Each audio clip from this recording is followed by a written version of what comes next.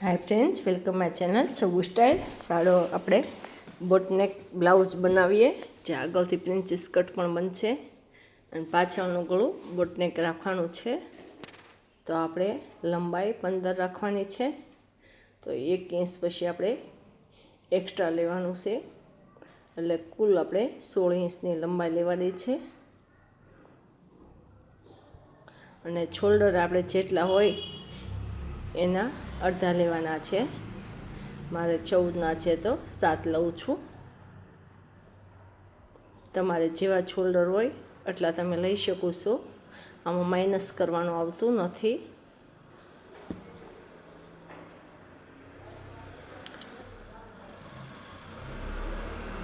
તો આપણે line grow કરી લઈએ. આર્મ હોલ પણ આપણે 7 લઈશું.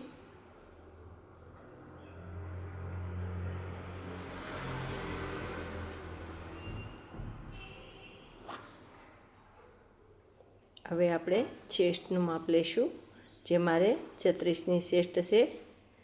તો ચોથો ભાગ 9 ઇંચ આવે છે. 5 ઇંચ લૂઝિંગ લઈશું ને 1.5 ઇંચ સિલાઈ માર્જિન લઈશું. જો તમે શીખતા હો તો 2 ઇંચ લઈ શકો છો, બાકી 1.5 ઇંચ પરફેક્ટ છે. તો ચાલો એને આપણે જોઈન્ટ કરી દઈએ. નીચે હું 8.5 લઈશ કમર. તમારે કમરનું જે માપ હોય એનો ચોથો ભાગ લેવાનો.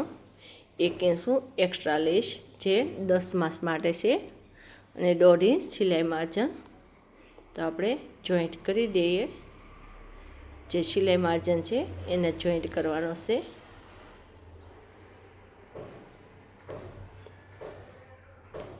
હવે આપણે 1.25 ઇંચ આર્મ હોલમાં ગોળાકાર માટે લેવાનું છે, અને 5 ઇંચ શોલ્ડર ડાઉન કરવાના છે.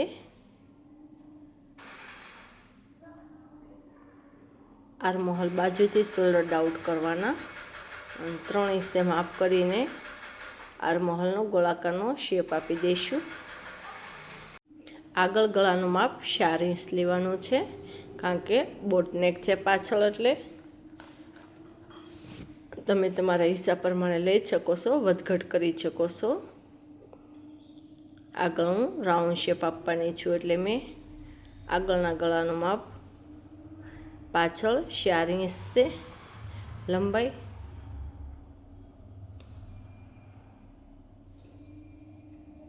હવે 4 ઇંચે આપણે પટ્ટો રાખવાનો છે નીચેનો, ને આપણે એક માર્ક કરી લઈશું, અને પછીનું જે જગ્યા આવે છે તેમાં આપણે મટકા પર આપશું. તમને ગમે એવી તમે પેટર્ન કરી શકો છો. હવે આપણે 10 માસનું પણ 1 ઇંચનું માપ લઈને 4 ઇંચ લંબાઈ કરી અને ક્રોસ કરી દઈશું. ફ્રેન્ડ્સ, ગળામાં તમને ગમે એવી પેટર્ન કરી શકો છો. હું મટકા આકારનો આપવાની છું. હવે પાછળના ભાગમાં 1 ઇંચ રાખીને ગોળ રાઉન્ડનો શેપ આપી દઈશું.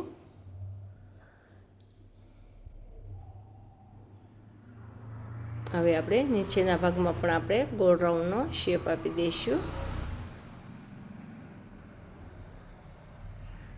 હવે આગળના આર્મ હોલને ચેસ અંદરથી ડાઉન કરવાના છે, જેથી તમારે ક્યારેય આગળના ભાગમાં કડેસલી નહીં પડે. ફ્રેન્ડ્સ, આ મેન પોઈન્ટ તમે યાદ રાખજો કે બોટનેક બ્લાઉઝમાં આર્મ હોલમાં આગળના ભાગમાંથી થોડુંક ડાઉન કરવાનું હોય છે, જે મેન પોઈન્ટ હોય છે. કારણ કે એ નહીં કરો તો કડેસલી પડવા કરશે અને ચીપટી પણ આવશે. જો તમે ડાઉન કરશો આગળના ભાગમાં છે, પાછળના ભાગમાં નહીં, આગળના ભાગમાં ડાઉન કરશો તો તમે ક્યારેય કડેસલી પડશે નહીં. આ મેન ખાસ ધ્યાન રાખજો, કારણ કે બોટનેકમાં ઘણા આ જ ગલતી કરતા હોય છે કે જે શોલ્ડર ડાઉટ નથી કરતા કે નથી આર્મ હોલમાં ડાઉટ આપતા. એટલે હવે આપણે પાછળના ભાગનું કટિંગ થઈ ગયેલું છે. તો હવે આપણે આગળના ભાગનું કટિંગ કરશું. તો પહેલાં સેમ આપણે દોરી લેવાનું છે, પાછળનો ભાગ છે એ ટાઈપ જ સેમ દોરી લેવાનું છે.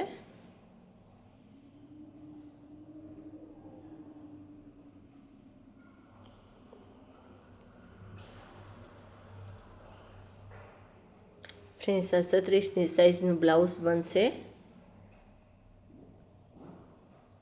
ચાલો, આપણે દોરી લીધું છે.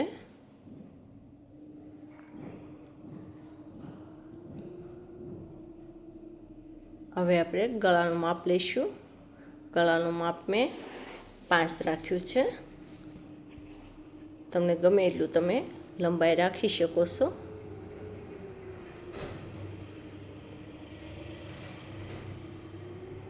હવે આપણે 1 ઇંચ રાખીને ગોળ રાઉન્ડનો શેપ આપી દઈશું.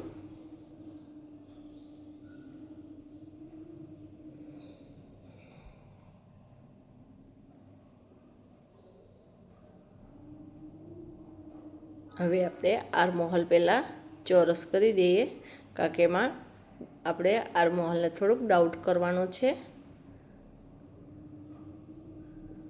આવી રીતે ડાઉટ કરી દેવાનો થોડુંક અંદરથી, જેથી ક્યારે તમે ચીપટી આવવાનું કે કડશલી પડવાનો પ્રોબ્લેમ નથી રહેતો. 0.5 લેશ 10 માસ અને સિલાઈ માર્જિન છોડી અને 11 હું 10 માસ કરીશ. તમારે જોઈ લેવાનું તમારું 10 માસ ક્યાં આવે છે ચેસ્ટનું. હવે એની લાઈન સીધી ગ્રો કરી લઈશું આપણે. હવે આપણે 1 ઇંચ નીચેથી લેવાનું છે. હવે બે સાઈડ આપણે 1-1 ઇંચ લેવાનું છે. પહેલાં 1 ઇંચ લીધું છે તો આપણે એને પહેલાં એક લાંબી લાઈન દોરી લઈએ.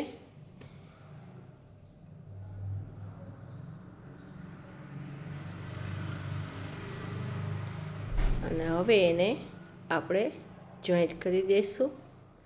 એક સાઈડમાં આગળની સાઈડમાં સીધું રાખવાનું છે અને બીજી સાઈડમાં થોડુંક ગોળ રાઉન્ડનો શેપ આપવાનો છે.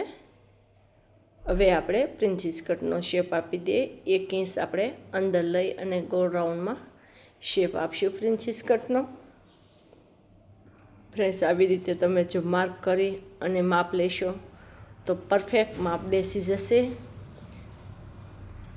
હવે જે આપણે 1 ઇંચ લીધું છે એ ફક્ત આપણે પફ માટે લીધું છે.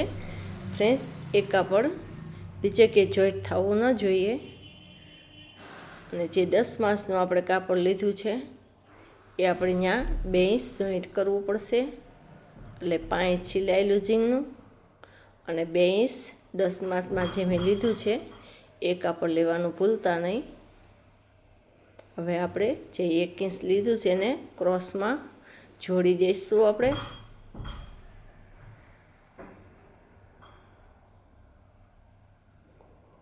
ફ્રેન્ડ્સ, એક વાત હંમેશા યાદ રાખજો કે 10 માસ લીધા પછી એ 2 ઇંચ કાપડ હંમેશા લેવું. જો નહીં લ્યો તો પછી પરફેક્ટ માપ ક્યારેય નહીં આવે ને કાપડ ઘટશે.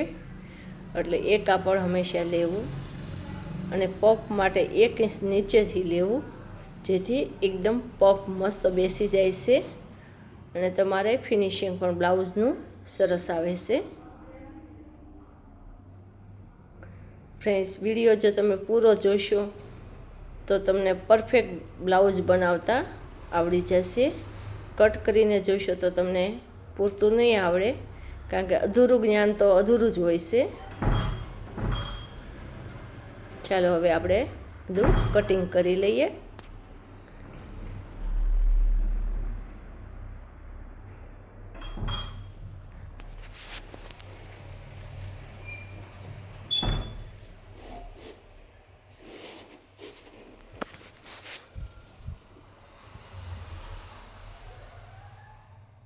હવે આપણે કટિંગ કરી લીધું છે. ફ્રેન્ડ્સ, આ ફક્ત કટિંગનો જ વિડીયો છે, કારણ કે સ્ટિચિંગ બતાવી શકો એમ નથી, તો વિડીયો બહુ મોટો થઈ જતો હતો. એટલે ફ્રેન્ડ્સ, વિડીયો સારો લાગે તો લાઈક કરજો, શેર કરજો અને સબસ્ક્રાઈબ કરવાનું ભૂલતા નહીં.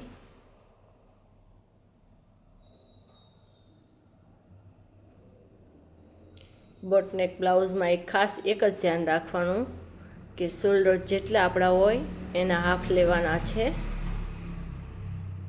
એમાં કોઈ પણ માઇનસ કરવાનું આવતું નથી. ફ્રેન્ડ્સ, આપણું કટિંગ થઈ ગયું છે.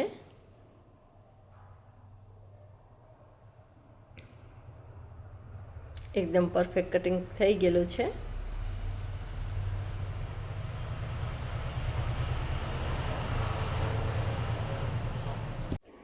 હવે આપણે પાછળના ભાગનું કટિંગ બાકી છે, તો એ કટિંગ કરી લઈએ.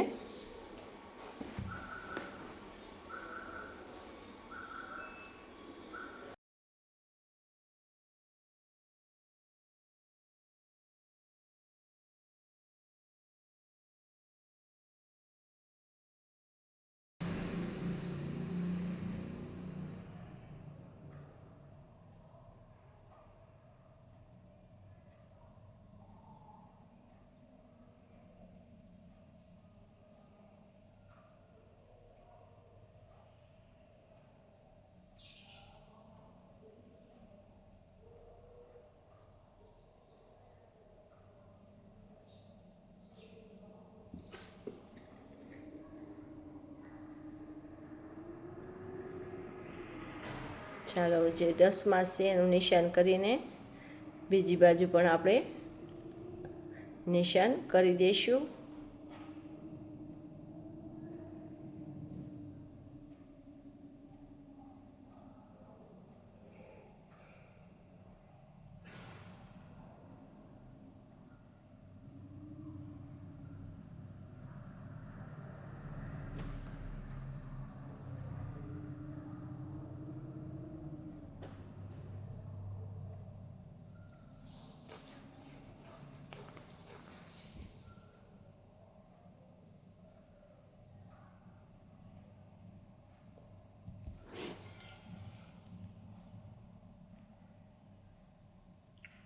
હવે આપણે છેલ્લા માર્જનનું જે છે એને પણ લાઈન ગ્રો કરી લેશું.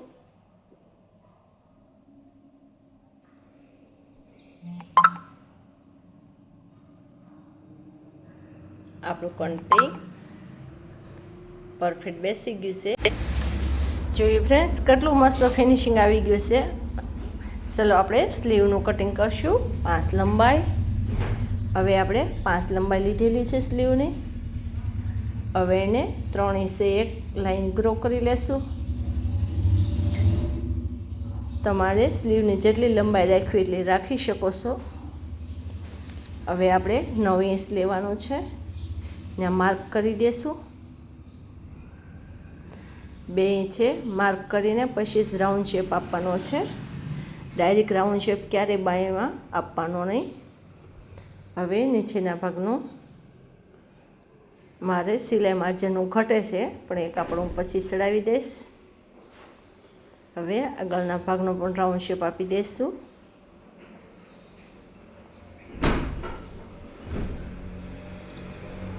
હવે સ્લીવને કટિંગ કરી લઈએ.